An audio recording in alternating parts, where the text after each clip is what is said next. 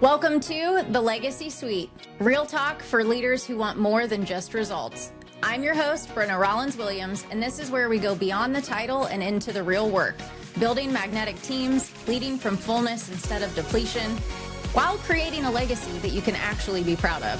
Whether you're navigating burnout, leading through uncertainty, or just trying to figure out how to show up as the leader your team actually needs, you're in the right place. In this suite, there's room for everyone at my table. Let's dive in. Why your team mirrors your nervous system. Hey, it's Brin'na. Welcome back to the Legacy Suite. Today we're talking about something that changed a big part of how I lead. And honestly, it changed the way that I see leadership entirely. Your team mirrors your nervous system. If you are dysregulated, they are dysregulated. If you're calm, they're calm. If you're in survival mode, they're in survival mode. And once you see it, you can't unsee it. Let's dive in. Here's what I used to think about leadership. I thought my job was to have all of the answers and to make all of the decisions and to keep everything running smoothly. And if I just worked hard enough, I stayed organized enough, and I communicated clearly enough, then my team would thrive. But here's what I actually learned the hard way. None of that matters when you're leading from a dysregulated nervous system. Let me explain. Your nervous system has three main states. The first is regulated, calm, present, connected. This is where you're at your best. You can think clearly, you can make strategic decisions, you can handle conflict without spiraling. Cool, calm, collective. The second is fight or flight. It's activated, reactive, and anxious. This is a survival mode. Everything feels urgent, every decision feels high stakes, every conflict is personal, even when you're told it's not personal. The next is freeze. You shut down, you're numb, you're disconnected, you're just going through the motions.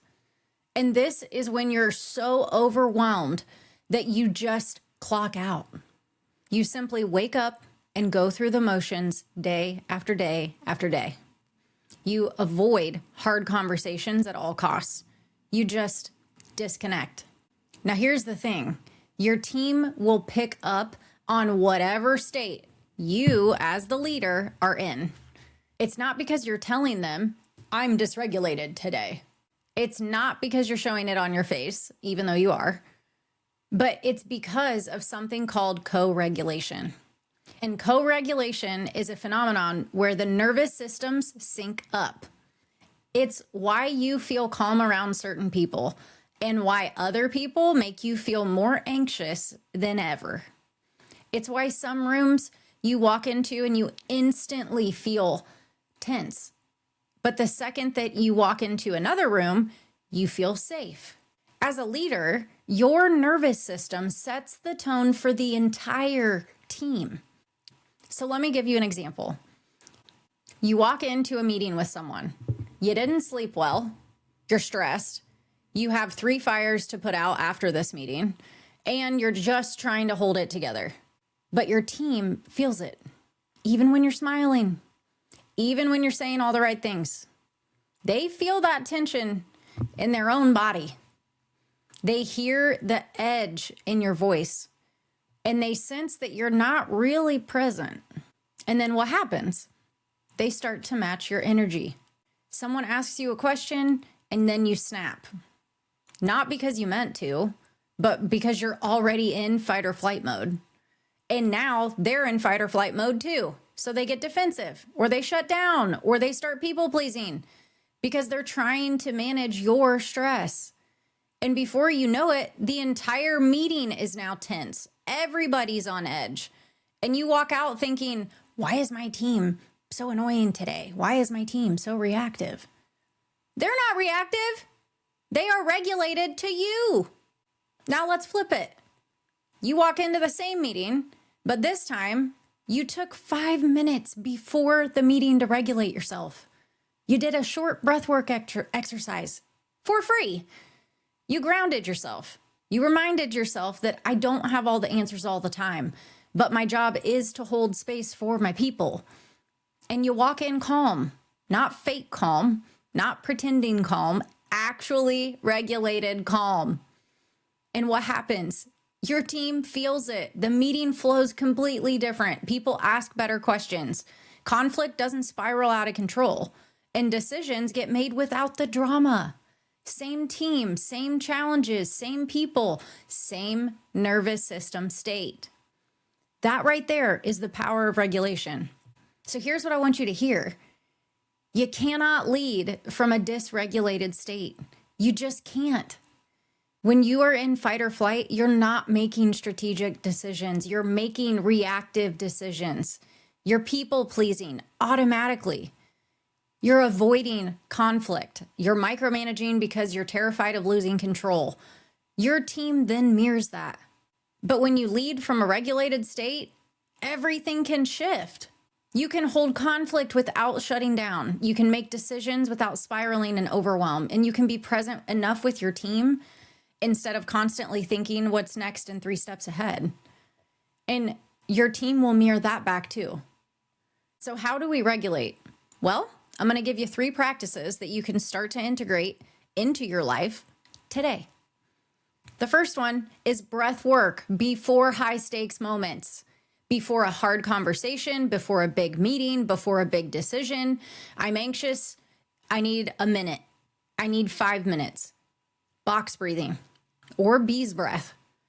Shift your nervous system intentionally out of fight or flight and into regulation.